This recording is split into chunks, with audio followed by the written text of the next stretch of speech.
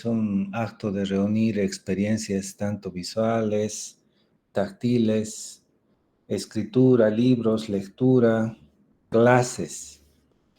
Entonces, el tema de compartirles mis presentaciones, quizás les puedo compartir un texto, o si no, Suroso es el libro de donde yo tengo, digamos, la mayor parte de la literatura que saco. Entonces, asistir obligatorio conmigo. Pueden ver la pantalla completa, ¿verdad? Sí, doctor. Muy bien, comenzamos.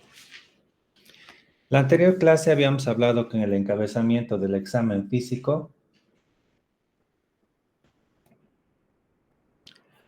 tomamos en cuenta 7 aspectos. Les di una opción de un algoritmo, ¿no? Que son 7, el número de la buena suerte. Entonces, esos 7 aspectos eran la orientación del paciente, la facies del paciente, el biotipo constitucional, si predominaba la anchura sobre la altura o viceversa, la posición en el lecho, si estaba en decúbito, semiflowler, etcétera. La marcha, si es valorada, han visto que existen marchas que son semiológicamente típicas y podrían hacer un diagnóstico. El índice de masa corporal para ver si el paciente es obeso, está dentro de un rango o está enflaquecido. Y por último, las mucosas, el color y la humedad de las mucosas. Puede ser la cavidad oral, la mucosa conjuntival. A continuación vienen los signos vitales. Si bien es cierto que en la literatura existen 5 signos vitales, tomamos en cuenta también la saturación y la diuresis, aunque no está en esta presentación, pero quisiera que tomen en cuenta estos 2 últimos que les menciono y hablaremos al final. Comenzamos. El cuerpo humano tiene una característica para mantener la homeostasia. Ustedes en fisiología han visto de que la homeostasia es el arte del cuerpo de mantener el equilibrio constante, y esto es el concurso de diversos sistemas, órganos, para que exista un equilibrio de funcionamiento. Nosotros podemos estimar algunos parámetros para determinar si el paciente está estable o está inestable. De hecho, esta es una muletilla que ustedes van a usar toda su vida al llegar al hospital y pedirle al interno, residente o ustedes mismos a la enfermera, preguntar una cuestión que va a hacer que la enfermera o el que esté a cargo del paciente empiece a corretear para avisarles los signos vitales. Ustedes le van a preguntar, ¿cuáles son los signos vitales de esta mañana del paciente? Estos signos vitales les van a permitir establecer, porque existen rangos de cada signo vital, de normalidad. Si es que está bajo, alto, eso ya significa de que está junto a una acción de ustedes. Por ejemplo, si el paciente estuviera desaturado, probablemente la inquietud de ustedes sería oxígeno. Si la frecuencia cardíaca está muy alta, realizar maniobras vagales, comprimir el seno carotídeo, los ojos cerrados, obviamente, ¿no? O provocar vómito. Y así, sucesivamente, ¿no? Si hay fiebre, dipirona o medios físicos, ¿no? Toallas húmedas, etcétera. Entonces, los signos vitales se definen como constantes, variables o también manifestaciones objetivas. Son signos, como así su nombre menciona, de vida, ¿verdad? Porque solamente va a tener signos vitales el paciente que esté vivo. Y obviamente cuando el paciente ha fallecido, nosotros probablemente en el certificado, en la evolución pondremos, no hay signos vitales.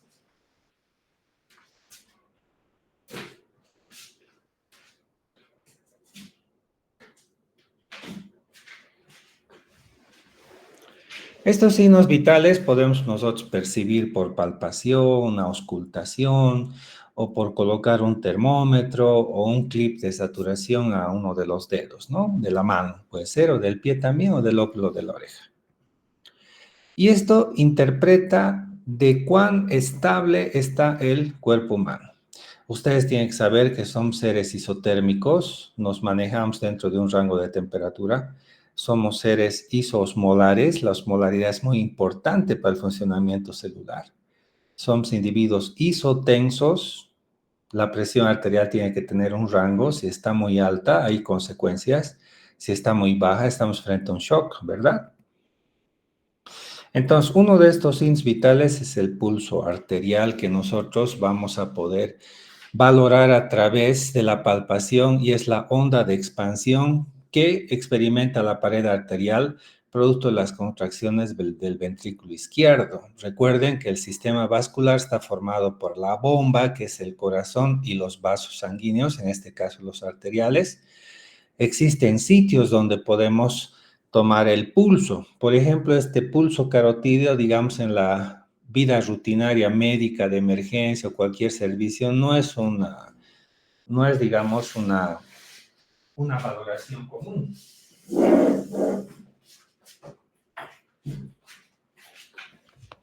En todo caso, sería el pulso radial, ¿verdad?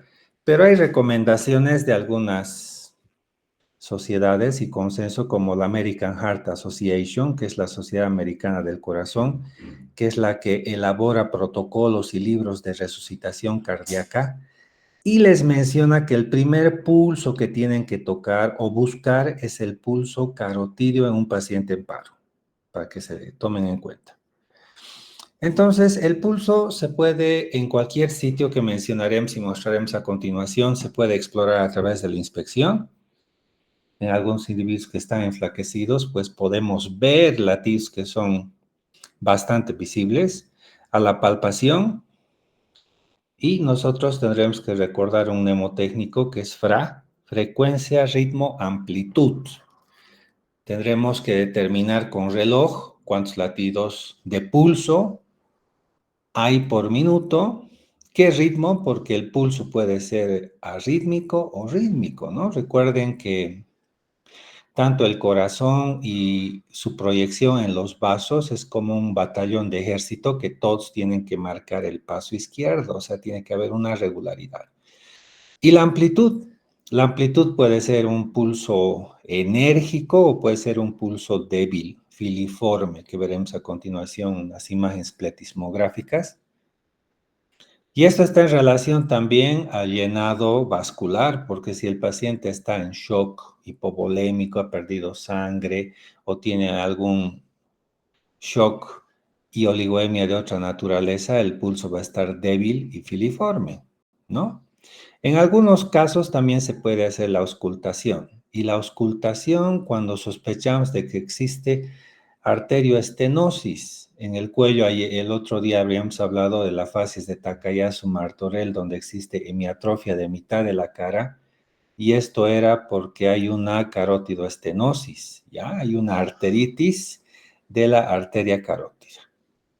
Los métodos gráficos en terapia intensiva donde yo trabajo y es mi especialidad, comúnmente colocamos una bránula en la arteria radial y esta conectamos a un sistema que se denomina strain gauge, que es una membrana ultrasensible y se conecta al monitor de signos vitales, o sea que en la pantalla de signos vitales podemos ver permanentemente una imagen con dicotomía que es la imagen del pulso arterial. Esto sería prácticamente lo más cercano a la cabecera del paciente y bastante real sin sesgos, ¿no? Bueno, aquí vemos cómo el pulso arterial nosotros podemos palpar. En realidad existen algunas condiciones, no debemos apretar mucho. En algunos casos debemos usar 3 dedos, uno para amortiguar, digamos, la onda de pulso de ambos lados y el dedo del medio o el índice va a ser el que va a percibir el pulso, ¿ya? La auscultación que les mencionaba, en algunos casos, cuando sospechamos de que existe arterioestenosis o la arteria está obliterada o está comprimida por algún motivo, podemos encontrar soplos en el cuello, digamos, carótida, en el abdomen, si existiría un aneurisma disecante, digamos, a nivel del epigastrio y etcétera, ¿no? Y este es el monitor de signos vitales que les mencionaba, que podemos nosotros directamente colocando un catéter intraarterial conectando con un sistema especial de cables al monitor y nos va a mostrar en la pantalla una imagen permanente de presión arterial, unas curvas de presión arterial. Entonces, ¿qué vamos a evaluar semiológicamente cuando estamos buscando el pulso? ¿Dónde, cómo es, las características interpretamos y anotamos en nuestra historia clínica? Los sitios de palpación comunes son estos: temporal, carótida, subclavia, axilar, braquial, sobre todo en los niños, femoral, radial, cubital, poplitea, pedia. Dentro de las que usamos más frecuentemente, y la recomendación para ustedes, buscar siempre el pulso radial, ¿no? El pulso carótido les he dicho que es la primera indicación en paciente en paro, porque es un gran vaso o la arteria femoral. De hecho, este muñequito ustedes podrían graficar en su historia clínica si gustan, y anotan con cruces la intensidad del pulso arterial. 2 cruces significa que el pulso es normal. Una cruz sería que está disminuido y negativo sería que no hay pulso. Entonces, a cada lado, digamos, en ambos lados del cuello, digamos, la carótida, vamos a ver temporal facial, ponen 2 crucecitas en ambos lados del cuello si estiman que el pulso carótido es amplio, intenso y similar en ambos lados, ¿no? Lo mismo harán con la braquial, la subclavia no la utilizamos mucho, la axilar tampoco, radial, cubital, poplitea y pedia dorsal. Entonces, de estas recomendaciones donde encontramos pulso, las recomendables para que grabemos de una vez es carótida, braquial, femoral, radial, poplitea y pedia. Muy bien. También nos puede servir para realizar una prueba, que es la prueba de Allen. Aquí están viendo el arco palmar.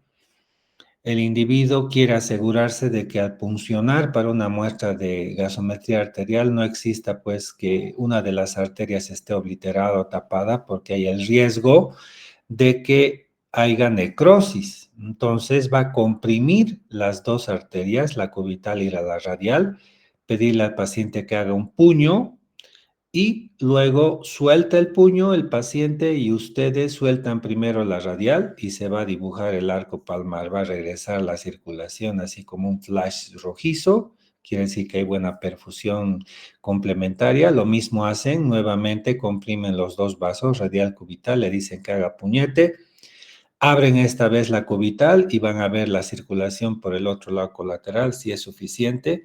Entonces, esto nos va a permitir hacer una punción arterial para gasometría, estando seguro de que hay una irrigación complementaria o suplementaria normal, porque si pinchamos ya con una de las arterias que está obliterada, hay consecuencias. Aquí está el pulso carotídeo. Les he dicho que es una recomendación del American Heart. Es el primer pulso que buscamos cuando tenemos un paciente que está en arresto circulatorio o cardíaco, paro cardíaco. El pulso arterial o braquial es muy frecuente usado en pediatría, ¿ya? El pulso arterial femoral, bueno, aquí existe un algoritmo también, un mnemotécnico para que aprendan cuando vayan a tomar una muestra de sangre, cuando no se puede tomar en otros sitios porque está colapsado el paciente. De adentro hacia afuera existe el mnemotécnico de Van. Los vasos van, vena, arteria, nervio significa. O sea que si ustedes quieren pinchar vena, tienen que ir lo más, ponen los dedos, sienten el pulso arterial y pinchan por adentro de la arteria que están sintiendo el pulso, van a tener una muestra venosa. Ahora, si quieren pinchar la arteria para una muestra arterial, tendrán que pinchar donde están sintiendo pues el pulso, ¿no? Me confirman si escuchan y ven, por favor. Si hubiera algún problema, me avisan, ¿sí? Me escuchan y ven, ¿verdad? Sí, doctor. Muy bien. Este es el pulso popliteo, que lo pueden percibir por palpación a través de ambas manos en un paciente en decúbito supino o también en decúbito prono. Esta otra imagen. Muchas veces tenemos un paciente gran quemado y no tenemos sitios donde podemos estimar pulsos. Entonces, un recurso es las piernas para verificar el pulso y no solamente para el pulso, para presión arterial también. Si tenemos un gran quemado, podemos poner el manguito de presión acá en el músculo, en la región femoral. Y si está comprometido esta región también, podemos poner premaleolar, o sea, a nivel tibial, el manguito de presión. Y este es el pulso pedio, sí, que muchas veces nos sirve para poner una línea arterial también cuando no estamos pudiendo identificar o aislar una arteria a nivel radial. Y por último, el pulso tibial posterior. Ahí ven el maleolo interno, en la parte dorso posterior encuentran a la palpación el pulso también. Muy bien. Les mencionaba que aquí existen 3 dedos. El índice es el que amortigua la onda de expansión, el anular evita la onda retrógrada y el medio es el que identifica las características del pulso. 3 dedos. Eso ustedes practicarán en la práctica hospitalaria. ¿Qué características nosotros podemos anotar? Con que ustedes recuerden FRA, estoy feliz. Frecuencia, ritmo, amplitud. Frecuencia con reloj, ritmo si es rítmico, rítmico, amplitud si está el pulso débil, filiforme o está intenso, ¿no?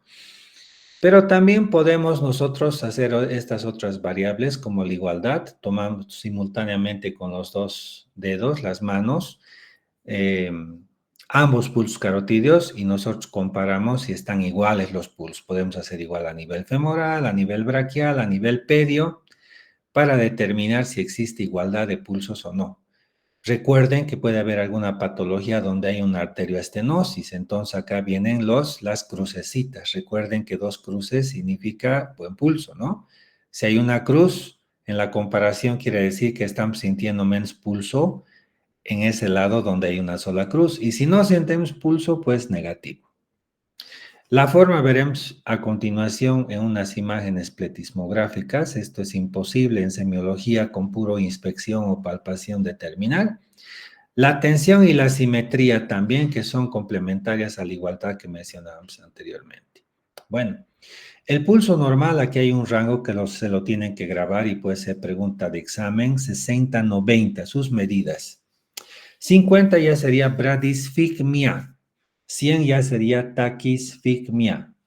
Por si acaso, recomendación, no existe leve taquicardia, leve bradicardia. Eso es un signo de inseguridad. ¿Hay o no hay? Entonces, repasando y reforzando acá, un pulso de 59 será bradisfigmia, pues, ¿no? Peor si está más bajo. Esto podríamos ver en un paciente con bloqueo cardíaco por Chagas, ¿no?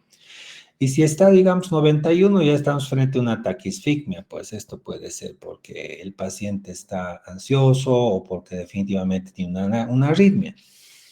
Estas líneas que están viendo de comparación del pulso nos grafican la amplitud en alto, en vertical, y la frecuencia y regularidad en la horizontal. Y son así. Les vuelvo a repetir que esto es imposible que ustedes en la práctica clínica en el hospital lo hagan porque son imágenes pletismográficas, pero para que se ubiquen, la amplitud es una constante igual que la frecuencia y regularidad porque los pulsos se parecen en forma y intervalo. Entonces acá, obviamente, en comparando a la anterior imagen, existe taquicardia, ¿no? Más de 90 latidos por minuto y vean si es cierto que la amplitud es igual, pero el ritmo y la frecuencia es mucho mayor. Aquí tenemos bradicardia, donde la secuencia y el intervalo se ha agrandado, existen pocos pulsos por minuto, aquí menos de 60, en este caso es taquisfigmia, ¿no? Si es el pulso, si es el corazón, la frecuencia cardíaca es bradicardia. Y si es el pulso, taquisfigmia aumentado, y si es la frecuencia cardíaca, taquicardia. Muy bien. Este es el pulso Zeller. Si ustedes alguna vez, ¿cómo les puedo explicar? Es el pulso en martillo de agua también. Esto sucede en la insuficiencia de la válvula aórtica. Cuando la válvula aórtica está insuficiente, o sea, no cierra bien, existe una transmisión a las arterias como si estuvieran, digamos, tocando como un motorcito en su pecera, digamos, ¿no?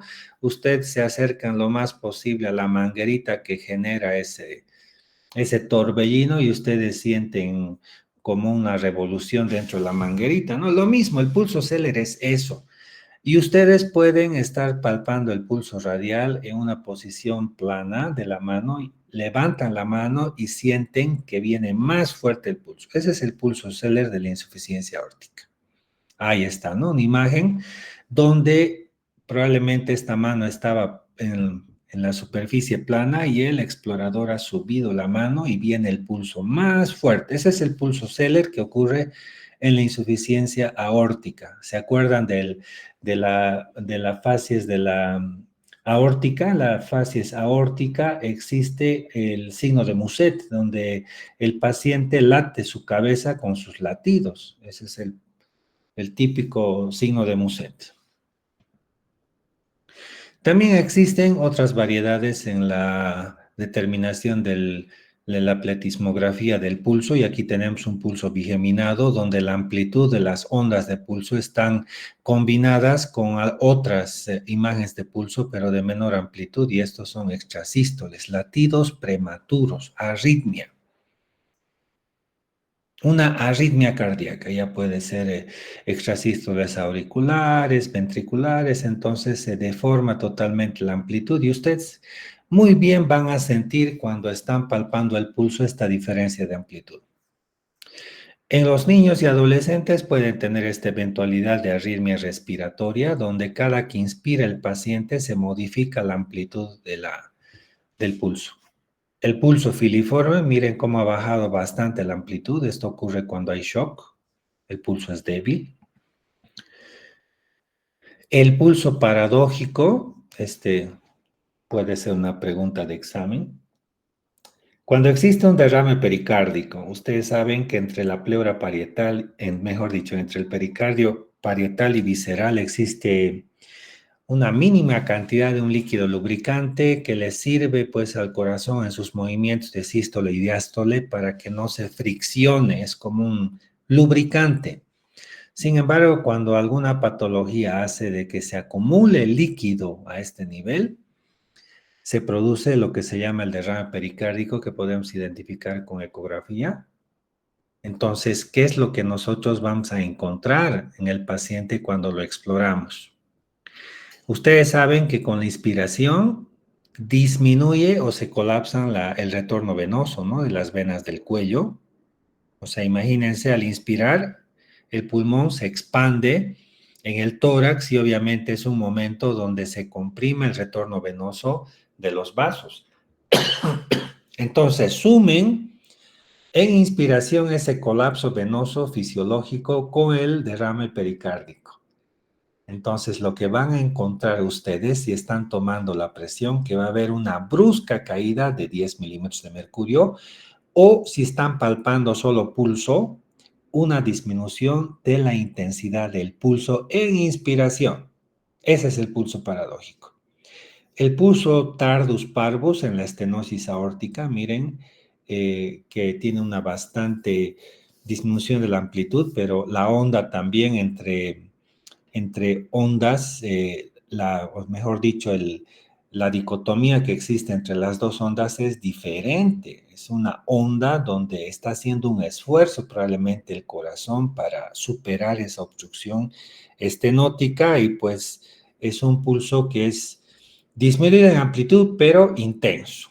El pulso alternante o bisferiens, que tiene algo que ver con las arritmias también, y el pulso dicrótico, donde si se concentraran bien pueden encontrar como una especie de dos muescas en el pulso al palparlo, y esto ocurre en la fiebre tifoidea, ¿ya?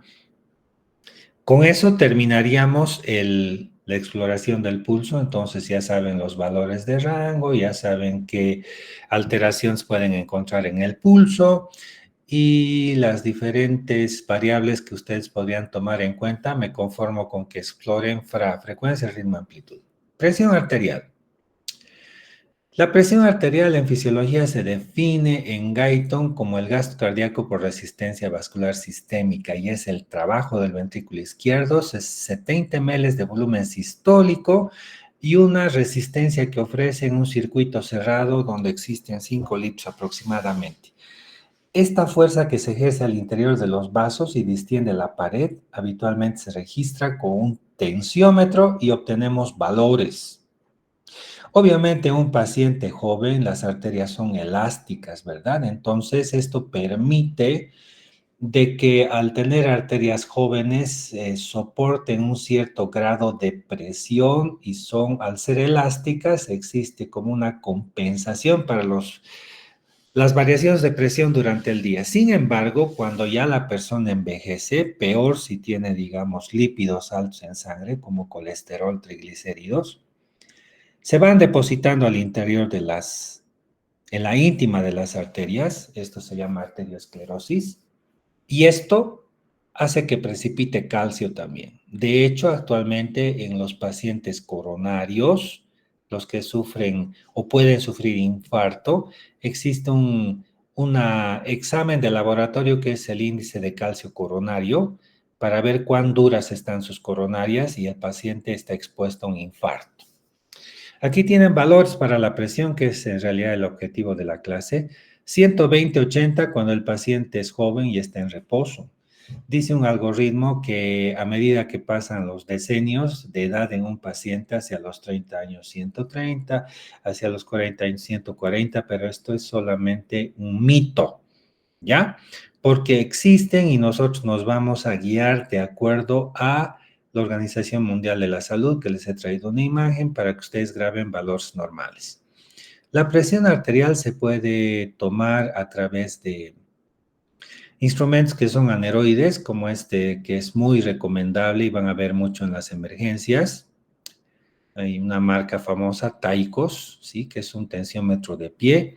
Y este tensiómetro de mercurio, que ya es un poco antiguo, pero sí es vigente, quizás ustedes tienen tensiómetros digitales, no les aconsejo que usen porque tiene bastante sesgo.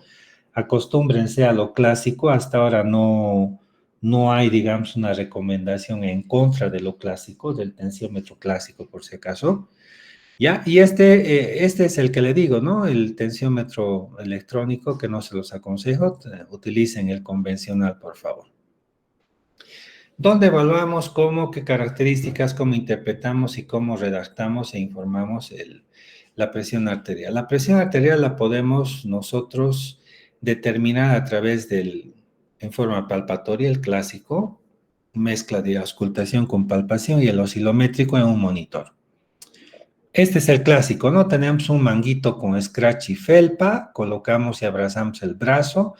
El estetoscopio está en la parte interna buscando la arteria braquial, ¿no? Entonces, ustedes lo que van a hacer es insuflar el manguito. Este tornillo tiene universalmente una dirección derecha para ajustar, izquierda para soltar.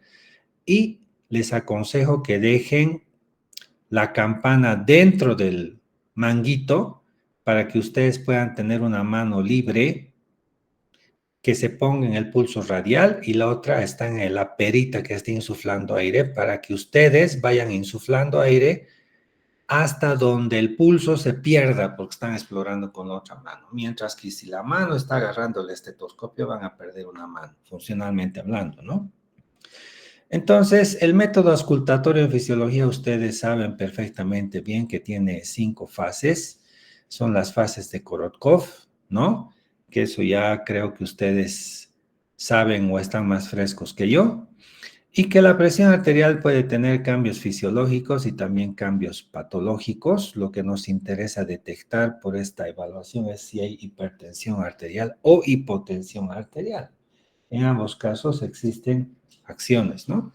En el caso de la hipertensión arterial, saben que en tiempo puede producir un accidente cerebrovascular, puede producir un infarto del miocardio o puede lesionar el riñón y llevar a una enfermedad renal crónica. La hipotensión, el shock. En ambos casos tenemos que hacer algo para nuestro paciente o comunicar, ¿no?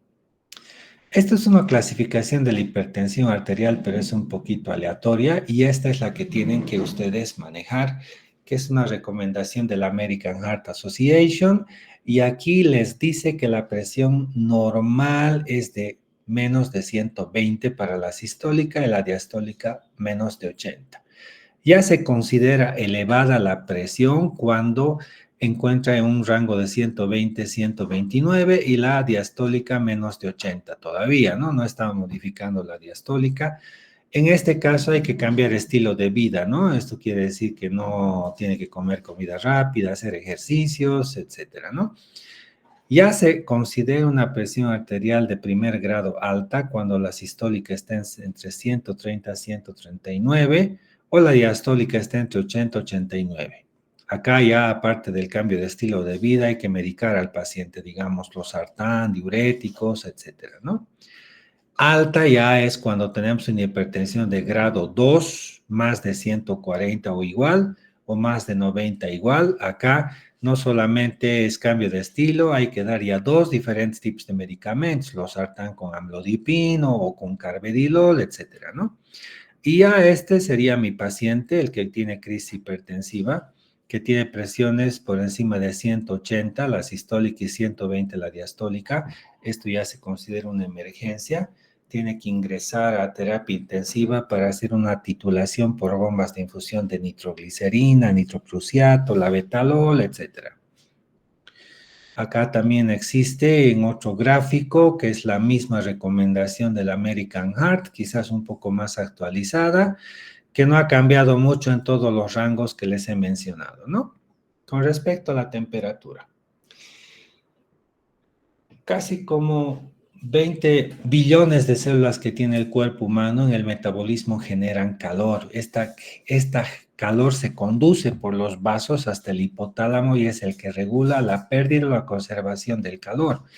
En caso de que necesitáramos calor, escalofríos. En caso de que existe un aumento de la temperatura, porque recuerden que los extremos pueden causar consecuencias, una hipertermia puede llevar a la convulsión en un niño. En cambio, la hipotermia extrema, digamos, un individuo que se cae en Corania, agua fría, digamos, puede fibrilar, paro cardíaco, fibrilación ventricular. Entonces, los extremos de temperatura traen consecuencias, ¿no?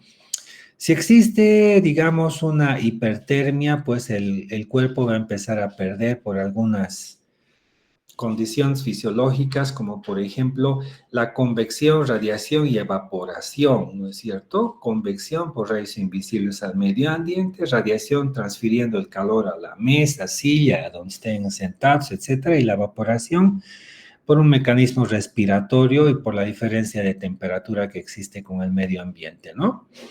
Utilizamos también en recomendación el termómetro de columna de mercurio, no los que son digitales, por favor. Tiene rangos de 35 a 40 grados, a 42 en realidad. Ustedes seguramente al mirar su termómetro estarán en diversos niveles. Ustedes con una acción de empezar a bajar la columna de mercurio hasta el bulbo, eso es lo que tienen que hacer antes de colocar a la axila, al recto o a la boca, ¿no? Pero si van a tener un solo termómetro, es recomendable colocar a todos los pacientes solo en la axila, porque no le van a colocar en el recto y después en la boca a otro paciente, ¿no? Generalmente el recto se utiliza para los niños. Ahora, la boca también por motivos de higiene, pues no es recomendable. La axila, dejar en la axila de 3 a 5 minutos y ustedes deberán interpretar los valores. Los valores se encuentran entre 36 a 37,5. 35,9 ya sería hipotermia, 37,8 febrícula, 38 ya es fiebre. Ese es el termómetro que les he mencionado, que tiene rangos de 35 a 42 y tiene un bulbo de mercurio y con el calor, pues como es un metal sensible, es termosensible, va a empezar a subir en esta columna. Muy bien. Les mencioné que los sitios donde van a tomar puede ser oral, axilar, rectal, pero si tienen un solo tensiómetro, después de hacerlo, utilizar siempre axilar, ¿no? Porque si es oral, pueden transmitir enfermedades infectocontagiosas, por ejemplo, hepatitis. Ahora, las enfermeras dibujan estos cuadros térmicos porque toman temperatura en la mañana y en la tarde, o sea que les permite hacer uniendo los puntos gráficos. Y esto nos permite determinar qué tipo de fiebre tiene el paciente. Por ejemplo, se define como fiebre continua cuando sube de la basal, tiene fiebre, en este caso 39, pero varía menos de 1 grado, no baja a lo normal. Miren, está varios días con fiebre que no baja, hay una variación de menos de 1 grado y no baja a lo normal. A esto se llama fiebre continua y podemos encontrar en la sepsis, en la neumonía, digamos. En cambio, la fiebre remitente es aquella fiebre que sale de la basal, empieza a ser fiebre y varía más de 1 grado, pero no baja a lo normal. ¿Se fijan? No baja a lo normal, sigue haciendo fiebre el paciente y llega un momento que baja por debajo de lo normal. Esa es la fiebre remitente y esto puede ocurrir en una endocarditis típicamente. En cambio, la fiebre intermitente es esa que sube de lo basal, hay fiebre, pasarán 24 horas, baja a lo normal, empieza a generar nueva fiebre, vuelve a subir, pasa, digamos, 1 día, 2 días, vuelve a hacer fiebre. Esta es una fiebre intermitente y esto podemos ver en el paludismo. Dependiendo del intervalo que hace fiebre el paciente, puede ser una terciana, una cuartana, una quintana. Una terciana será 24 horas, una cuartana 48 horas y el intervalo de 72 horas será una quintana. Aquí tenemos una fiebre cuartana donde el intervalo es más de 48 horas, ¿no? Y algunos patrones de fiebre que no tienen un patrón específico, sube de lo normal, hace fiebre, varía más de 1 grado, menos de 1 grado, baja a lo normal, vuelve a hacer fiebre. Es una fiebre recurrente que podemos ver en la brucelosis. Y la fiebre éctica se define como esa fiebre que agota al paciente. Paciente después de tantos días de fiebre, pues el paciente va agotándose, no solamente anímicamente, sino físicamente, y podemos tener este tipo de fiebre en algunas enfermedades que se clasifican dentro de la fiebre de origen desconocido como el linfoma o algunas enfermedades autoinmunes como el lupus, por ejemplo, ¿no?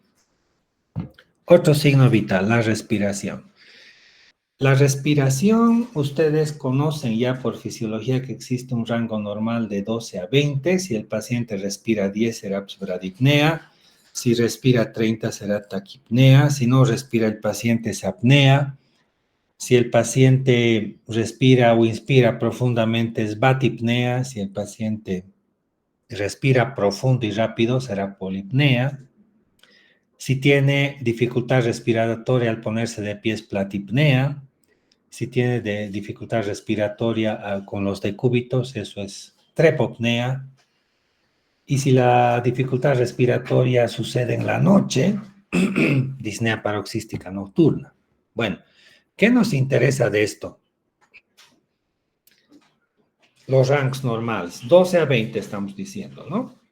Taquipnea será si está por encima de 20, bradipnea por debajo de 12.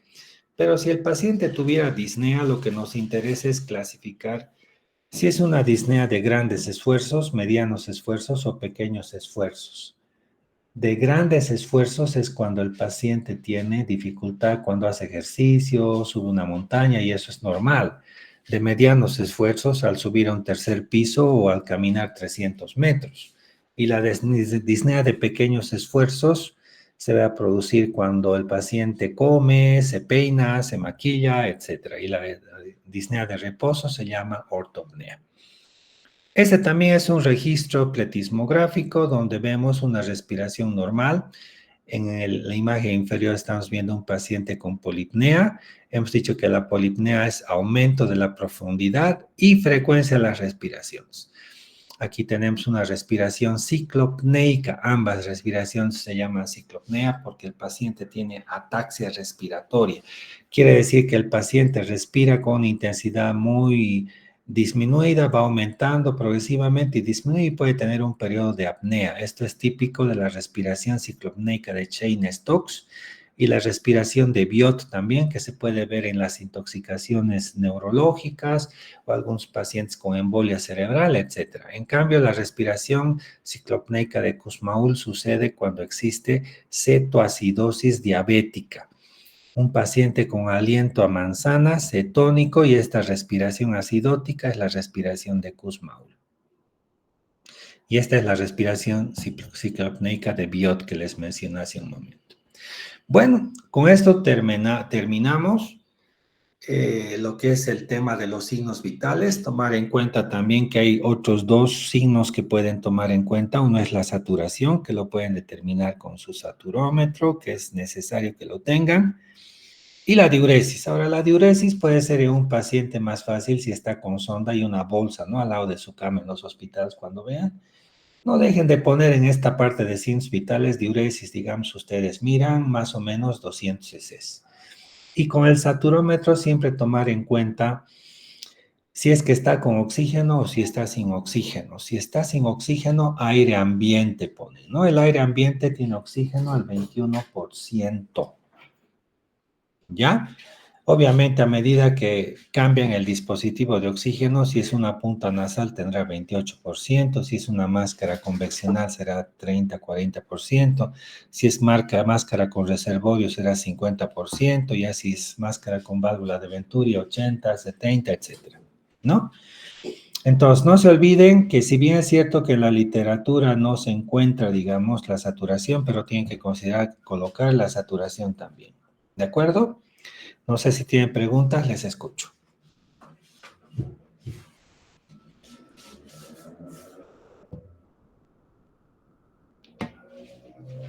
Hola, ¿me escucharon, verdad?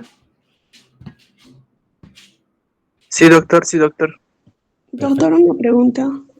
Adelante. En la toma del pulso usted dijo que una buena, para anotar cómo está el pulso, dos cruces si está bien, ¿verdad? Y si está disminuido solo una cruz.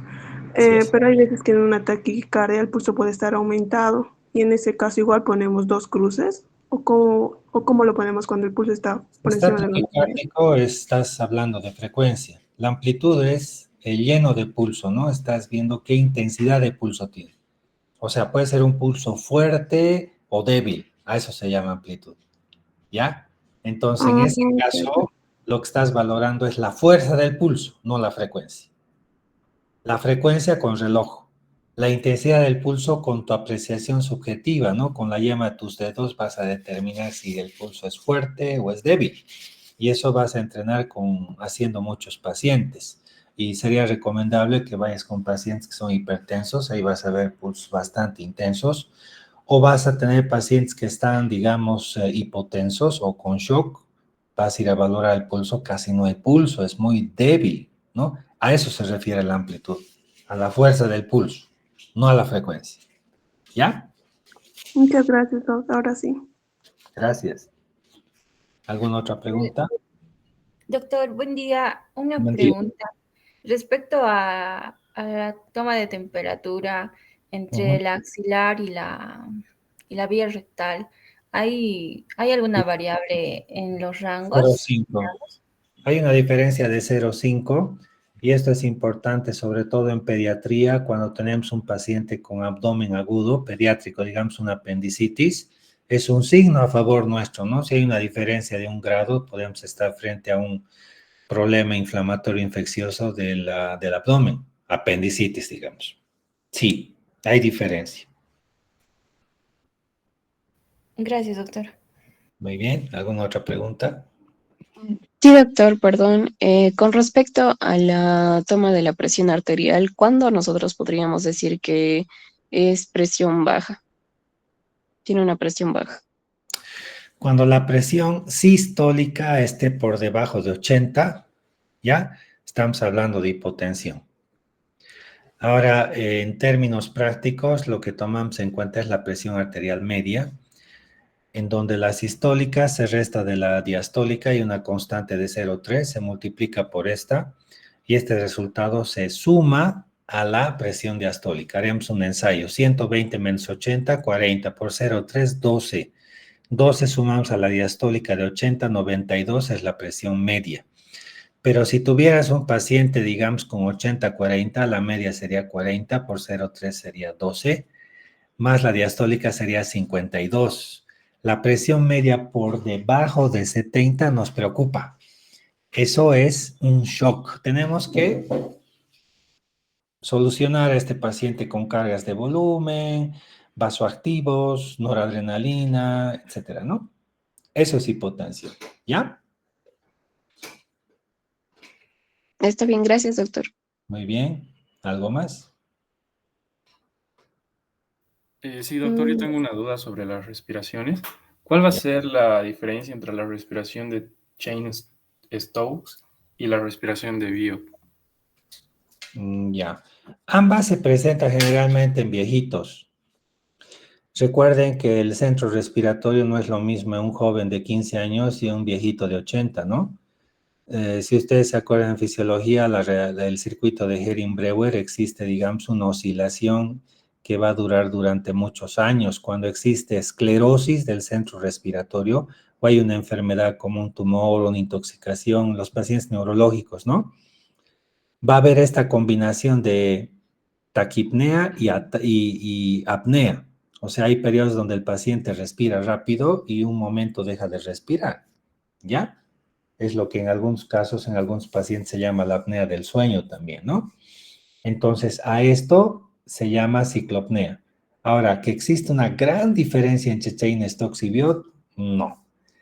En cambio, con Kussmaul sí, porque en la respiración de Kussmaul, aparte de haber esta hiperpnea y ataxia respiratoria, diferencia de amplitud, existe un aliento a manzanas, aliento cetónico, ¿no? Así es. ¿Algo más?